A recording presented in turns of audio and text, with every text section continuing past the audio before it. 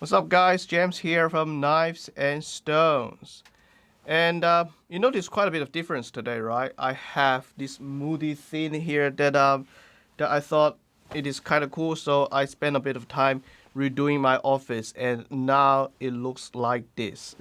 And yeah, and also I'm wearing this super cool working shirt given to me by Aoki-san from Sakai Takayuki.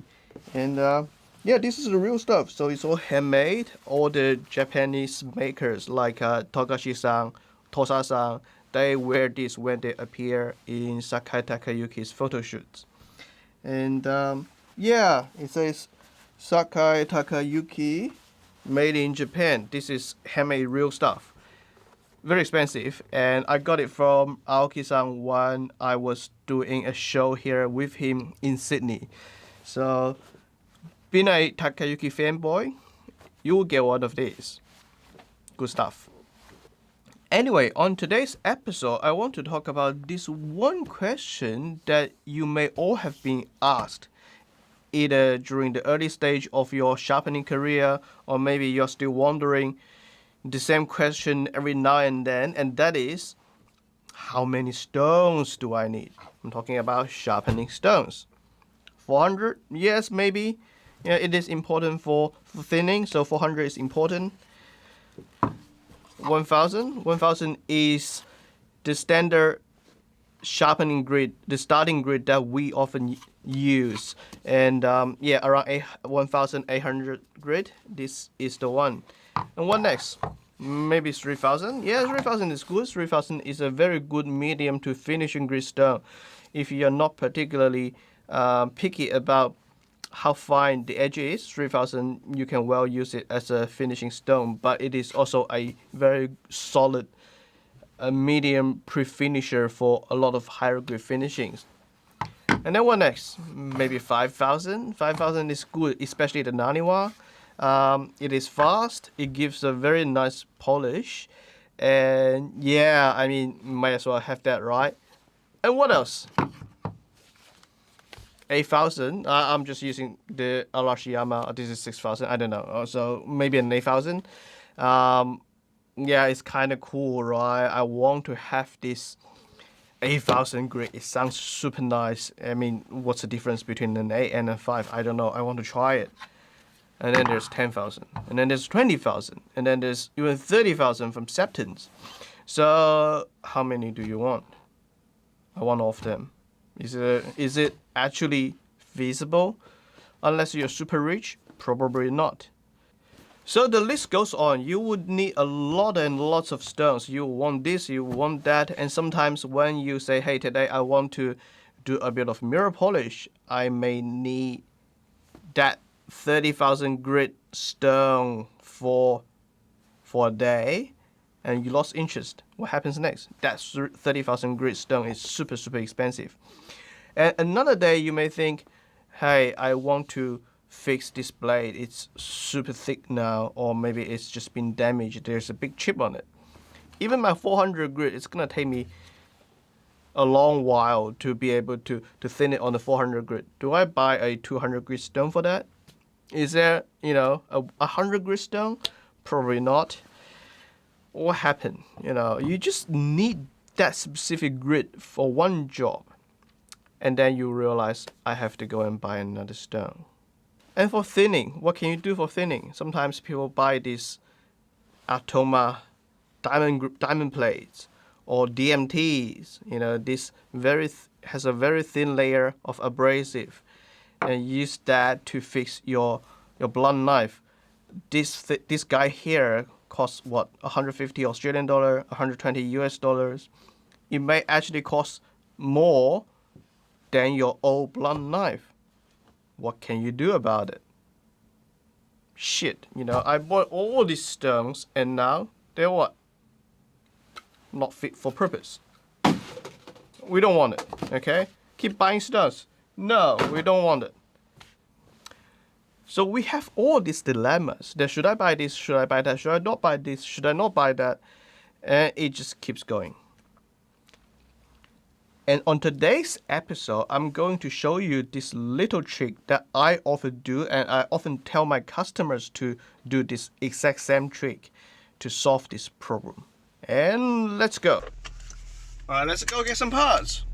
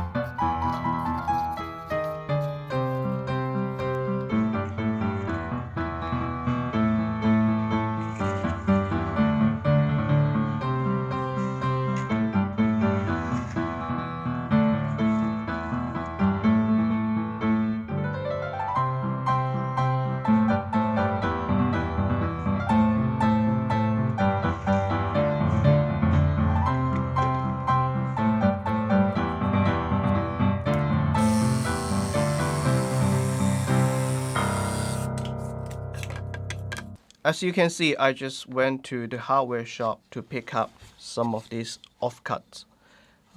This particular sample is plywood. MDF perhaps will work even better. Cut them into whatever size that you desire, similar to a sharpening stone.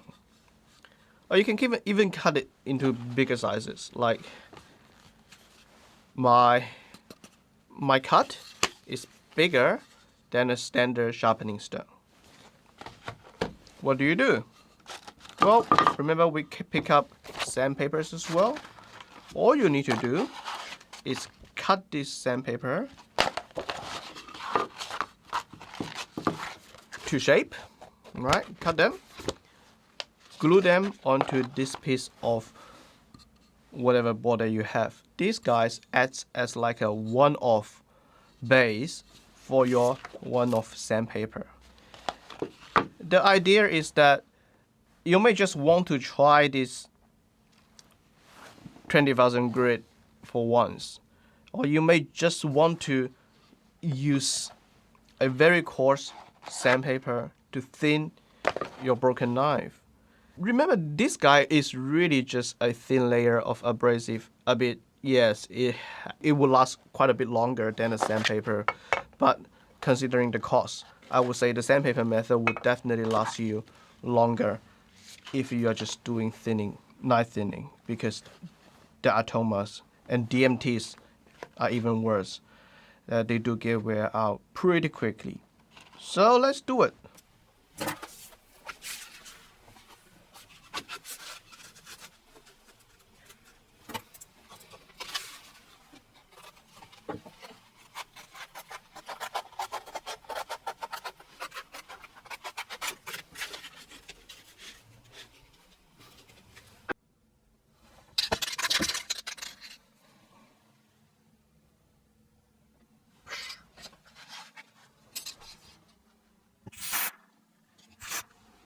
Okay, I just basically glue them together using this contact adhesive, like a spray glue.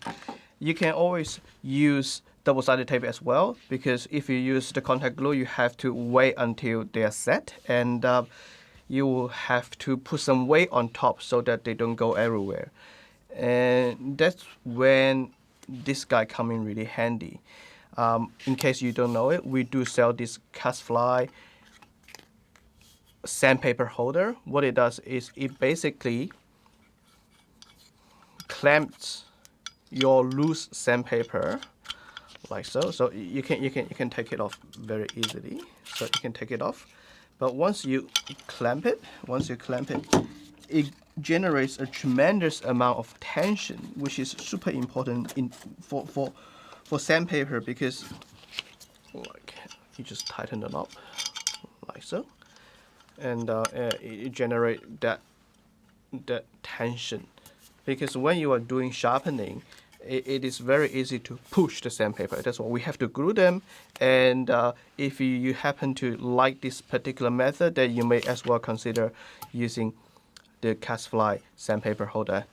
Okay, enough for the commercial. We now just have to wait until the glue is set, and we are ready to go. Okay, after a few hours, the glue has set, or pretty much set. And let's see how this one-off stones that we made performs. Let's try out this 80 grit first. So it says 80 grit, yep.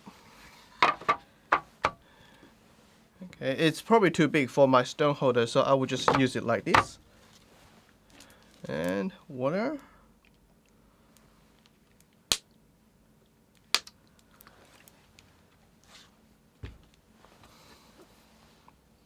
Let's flatten this 8000 grit stone.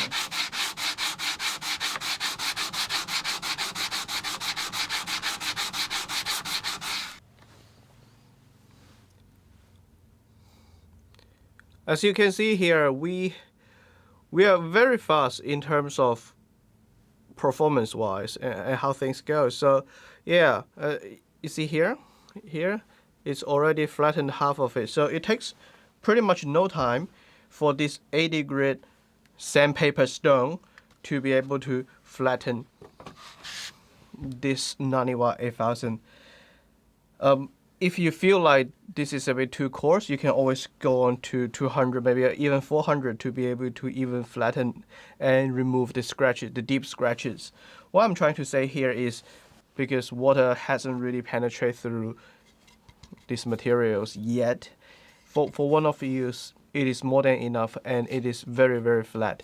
So if you want to use it as a flattener, or if you want to use it as a thinner, you don't have nearly as much problem as, say, a softer 300 or 400 grit stone that it dishes really, really quick. So I think this is an excellent way of use this type of one-off stones. Now let's see the 100 grit one-off stones performance for knife thinning and sharpening. What we have here is just a random knife that we use in the shop for cutting and for packaging. And it's, as you can see here, full of rust. As you can see here, full of rust and glue on top. It's perfect to demonstrate how quick this guy can really be.